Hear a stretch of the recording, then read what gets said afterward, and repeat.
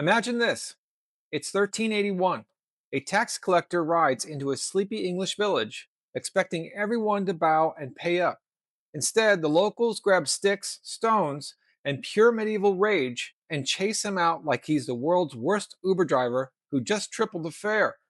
That spark and fobbing, it lit the fuse on the Peasants Revolt, the closest England ever got to a full world turned upside down party. Tens of thousands of farmers, tradesmen, and fed up folks marched on London, stormed the tower, made a 14-year-old king negotiate with them.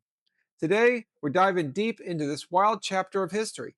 I'm James Bay of History Habits, and I've got my trusty sidekick here to help. As always, say hello to Karma. Woof! Hello, humans. I'm Karma, the goodest AI dog. James feeds me facts. I fetch the sarcasm. These peasants, they had spirit. Unlike my chew toys, they didn't back down.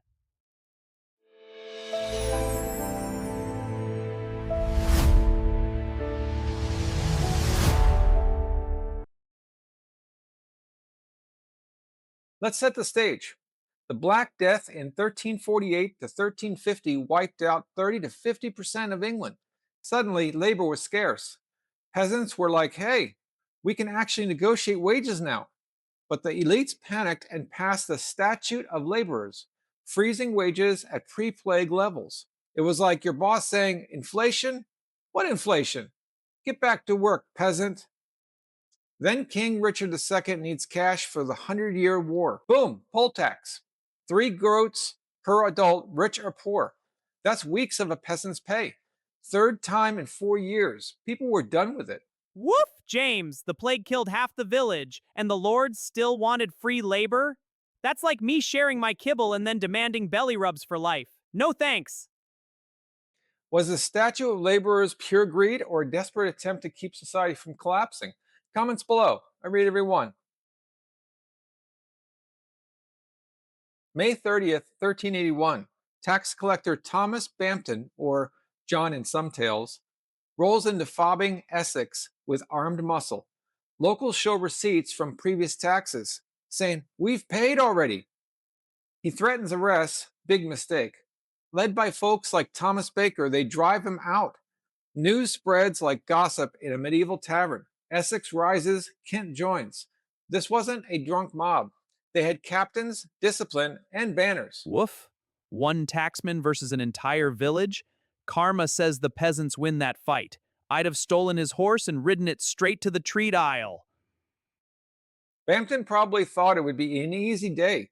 Instead, he got the medieval version of Karen, meet the entire HOA with pitchforks. Kentish rebels pick Wat Taylor, possible ex-soldier, natural leader. They free John Ball, the radical priest who preached when Adam delved and Eve span, who was then the gentleman. Basically, why do nobles go to chill while we break our backs? Brilliant zinger. They storm into London June 13th, burn John de Gaunt's Savoy Palace, but, get this, refuses to loot, throwing treasures into the Thames. Moral high ground. They stormed the tower, first and only time it fell to the people, and beheaded the archbishop and treasurer.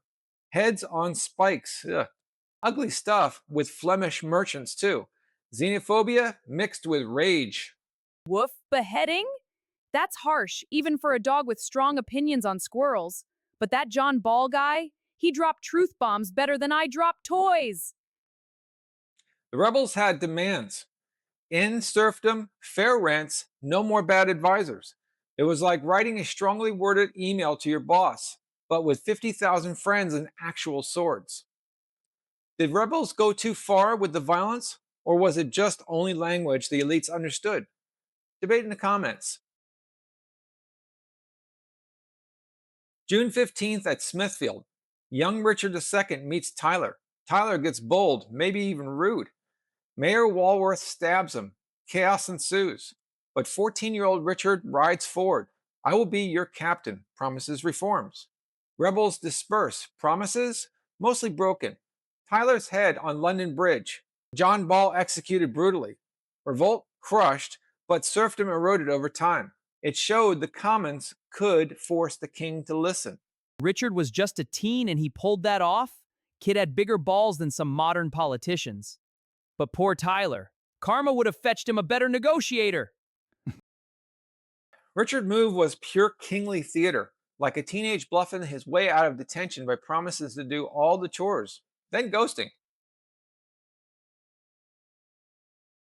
This revolt wasn't a total win on paper, but it ignited England's soul. It proved ordinary people, united and bold, can challenge the system. For you, spot your poll taxes, draining habits, toxic situations. Build your rebel company of allies. Strike symbols, not randomly. Negotiate with poise like Richard, persist like the peasants. Quick 7-day ignition plan. Day 1, audit your drains. Day 2 through 3, ally up. Day 4, prep your strike. Day 5, execute. Day 6, purge bad habits. And day 7, review and pledge persistence. Channel that fobbing fire. Woof! Let's revolt against bad walks and empty food bowls! You got this, humans. Karma approves the plan. If this fired you up, smash that like button, comment your biggest poll tax in life or debate point.